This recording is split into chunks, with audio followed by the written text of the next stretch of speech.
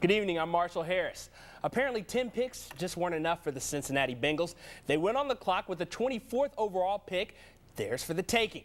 But since he traded down 2 spots with the Rams, and according to Marvin Lewis, not only got an extra 4th-round pick, they ended up with the top running back on their board. The Bengals take Michigan running back Chris Perry with the 26th overall pick. Perry not the fastest back available, but he's proven to be dangerous out of the backfield. Last year, he rushed for over 1,600 yards while hauling in 34 catches for the Wolverines. Just does a tremendous job being a complete runner, catcher, running back, and we were excited. This is the guy we felt great about. He plays fast, he's physical, he finishes, and he has that unique ability that he has the ability to make guys miss. And in this league, that's what separates the good from the great football players. The Bengals passed on cornerback Chris Gamble in the 1st round, but took another corner from Columbus in the 2nd, using the 49th overall pick on Florida's Kewan Ratliff. Ratliff grew up in Columbus and last year led the SEC in interceptions with 9. 7 picks later, it was another defensive back getting the call from the Bengals. They take Maryland safely. Madu Williams with the number 56 pick, the 6-foot, 190-pound former walk-on racked up the 3rd most tackles for the Terps last season. In round 3, Marvin Lewis and company take a couple of linebackers. With the 80th pick, it's Arkansas's Caleb Miller, and 16 spots later, it's Landon Johnson out of Purdue. The Bengals already with 5 picks to date, but they aren't even halfway done. 6 more selections Sunday. They'll pick 3 times in the 4th round and then get 1 pick each in each of the final 3 rounds. Marvin Lewis says he's happy so far. About the way things are unfolding, and there's a lot. As we said all along, there's some depth in football players in this draft. There may be a few more at some positions than others, and I think this today has turned to our advantage thus far. Miami's Ben Roethlisberger wasn't a top 10 pick, but he was close. Projected as a possible top 5 selection, he was still out there at 11. That's where the Pittsburgh Steelers took him. As the Steel City's quarterback of the future, he'll likely sit out this year behind Tommy Maddox. Eli Manning had his way with opposing defenses throughout his college career. Now he's getting his way in the NFL. San Diego took him with the number 1 pick, but he ends up with the Giants after the Chargers trade for quarterback Phillip Rivers and 3 draft picks. And 3 Ohio State Buckeyes were scooped up in the 1st round. The Saints take defensive end Will Smith with the 18th pick. The NFC champion Panthers get Chris Gamble with the 28th overall selection.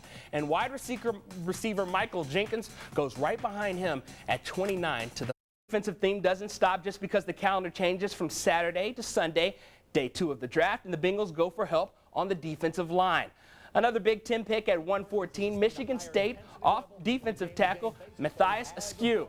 6'6", 310 pounds, and a possible steal by the Bengals. Askew had been projected as a 1st rounder if he had stayed in school another year. Askew knocked 6 sacks for the Spartans last season and is a run stopper. With his size and growth potential and the flashes he shows on film, I mean, he's one of those big guys inside that can really rush passers, long arms, has a good club move, things like that. You see him. There's a reason that they put up on tape those plays, because the guy does make plays.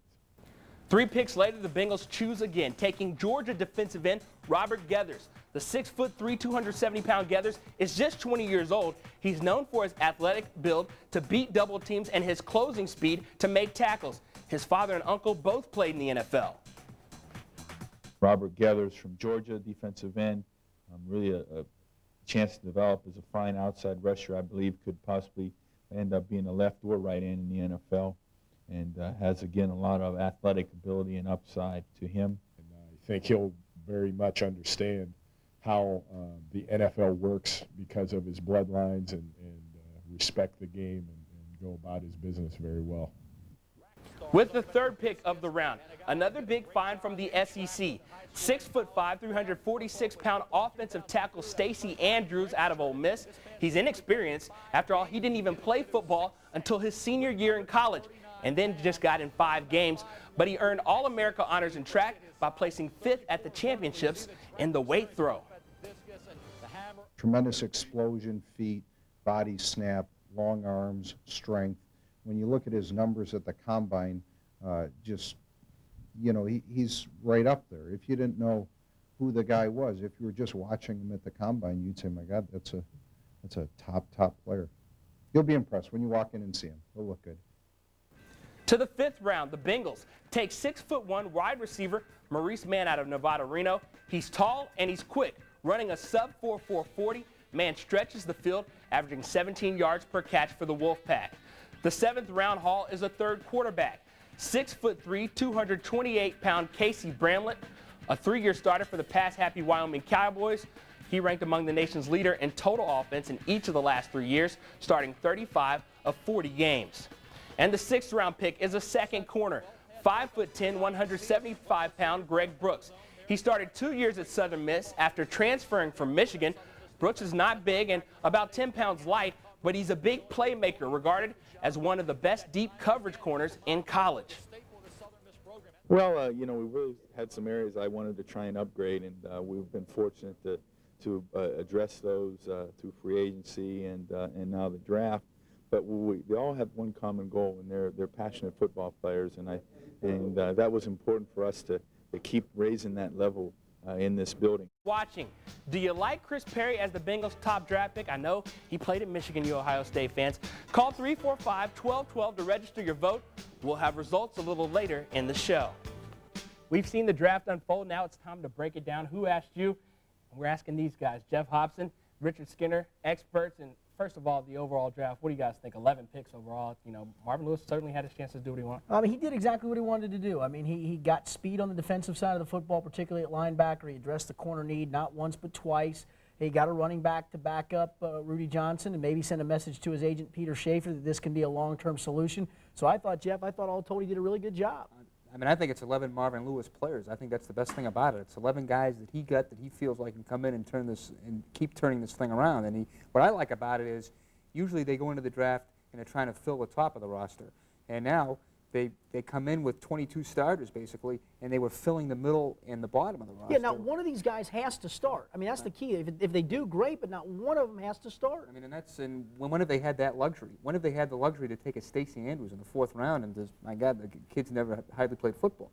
And I think that shows they're in pretty good shape. You talk about nobody has to start, but obviously the biggest backup taken. Chris Perry, do you like the move then to go and trade down, get another pick, and then draft him? And Marvin said that was his player he wanted all along. Yeah, that's the thing. You know, obviously Steven Jackson on many boards was the #1 running back, and on some boards Kevin Jones was #2. On several boards, probably Chris Perry was 3, 4, or 5. On the Bengals board, he was #1. So you knew you were going to get him 2 picks later, so why not get an extra pick along with it? I thought it was a very smart move. Now, only time will tell whether Chris Perry is the right guy or if he's better than Steven Jackson or better than Kevin Jones. But on his board, on their board, he was #1. To me, that's a great pick for Carson Palmer because this kid is very polished in the running game. Corey, as great as he was, did not give them much in the pass game.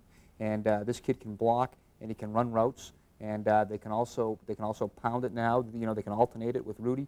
I think it's a great pickup for Carson Palmer. It's going to take heat off him. It's funny, Marshall, because here's the funny part about this. If you'd have told any Bengals fan you were getting the Big Ten Offensive Player of the Year, a guy who was 5th in the Heisman Trophy, rushed for 1,700 yards, caught 44 passes, is supposed to be good at picking up the blitz and run blocking, has a great work ethic, everyone would have jumped for joy. But because he wasn't in some people's mock top 5 at running back, everybody freaked out. Oh, I think it's because he's from Michigan. Maybe, and I think there's some truth to that. And Jeff. of course, Marvin Lewis gets the running back there, so he passes on a cornerback, but he still gets a guy in the 2nd round, a Keywan Ratliff, who a lot of people are saying a little undersized, but he was a player. 9 interceptions in the SEC, can't argue with that. Yeah, in fact, we had a caller on our show on Sunday Morning Sports Talk who lived in Baton Rouge, or lives in Baton Rouge, saw them play LSU this year, and he even said, hey, look, I'm an LSU fan, but he single-handedly was the reason Florida beat LSU this year. He shut down Michael Clayton. Last I checked, Michael Clayton went 15th in the draft. That's a pretty good guy to be shutting down. You know, if you take a look at the division now, you get Kellen Winslow has popped up. I believe Kevin Johnson has resurfaced back with the Ravens.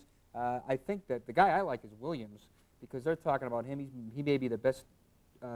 He may be the best cover safety they've had since a young Darrell Williams. They haven't had a guy to go down the field with a tight end. You know, they haven't had a guy who can line up with Todd Heap. They got this guy with the division in mind. Todd Heap and I don't think they knew Winslow was. Yeah, I don't think they knew Winslow was going to be there. But And then also that you get Madu Williams, a safety, a guy that's ready to play, I guess, you know, wherever he needs to be. And it might be a while before the team needs to. I mean, he's the one guy who could start, maybe by opening day. Yeah, and again, you're looking at speed. You know, here's a guy who many believe could probably, if you had to, if you went to a team that went to 4 wides, could actually walk up and cover a wide receiver if that came down to it. Now, you would like to match up with tight ends, but, you know, if he can cover a wide receiver, great. Now, you look at the linebackers they take next, and Caleb Miller, one of them out of Arkansas. What do these guys offer as far as depth? And then these guys maybe not play as much early on. I think they're brains. They get the two guys will not make mistakes. Very smart guys. I know that Miller was very rated highly on his IQ test, and I think the kid from and I think the other kid has his degree already. You can't be a dope to go to Purdue, last I checked. Yeah. I mean, you got to be a pretty smart kid. And the other thing is speed. I mean, they're both undersized. They're both under 230, which by linebacker standards in the NFL isn't good. But one of the things Marvin did in Baltimore, and I think he's trying to do here, is you get a front four group, particularly the two tackles that can keep the blockers off the linebackers, let them make plays. Well, the only way they're going to make plays is if they can run. Caleb Miller can run. Landon Johnson can run. You look at this draft and you see the 11 guys going. A lot of these guys, I guess, will be coming in and doing some things on special teams early, even as immediately as this year. Well, I think that's the thing. I mean, you know, Khalid Abdul last year I thought was a great special teams player. Why? He can run. Caleb Miller, you would expect to be a special teams guy. Johnson's a special teams guy. At the very least, Madu Williams will be a special teams guy, and all those guys can flat out run. You better have that on special teams. When you look at the needs, a lot of people say they need to go get a center. Were you surprised that the center wasn't taken in the draft? Well, I think they probably would have taken a long look at Grove if he had slid to the second round. But I think, to me, this is what separates this draft from all the other drafts in the past. In the 6th round, they were sitting there. They've got Terrell Roberts and Reggie Miles, two guys behind the three front guys, and I think in years past they would have said, well, we'll sit there and be happy with Reggie and Terrell and go grab a center or a guy just out of need. Just because. But nope, best player on the board was the corner, and they said, we'll just go get a center later, whether that's after June 1, whether it's after working with Zalay. I mean, And I think the other part to this, Jeff, is, after June 1, you may get a guy, he may not be a long-term solution at center. He may even be a one-year stopgap. You're not going to address every need in one draft, particularly when you're a team that went from 2-14 to 8-8. Maybe next year's when suddenly there's a center. That's your target area, either in free agency or in the draft. You get your long-term answer there. One more thing, the last pick, Casey Bramlett, a quarterback taken. What do you make of that pick right there? Well, I mean, you've got two guys. I mean, Carson's number 1, John's number 2, and it's a long drop-off to number 3. And I think by default, probably for salary reasons, but also, again, because you probably don't need him barring serious injury, Casey Bramlett probably makes a roster when it's all said and done. I would say if he doesn't show up throwing left-handed, I would say he's probably going to make the club. And I mean, it's here's a guy. I think John's probably got another year. You groom him, and that they like him. He played in bad weather, played on a bad team, got beat up, threw for some great numbers. So I think they kind of like his character a little bit. Guys, thanks for stopping by. Jeff Hobson, Richard Skinner, we appreciate having you. It was a great draft. Do you like Chris Perry as the Bengals' top draft pick? 64% of you like the pick. Mel Kiper Jr. of ESPN thinks the Bengals had one of the best drafts in the AFC. We shall see, thanks to the hundreds who called tonight.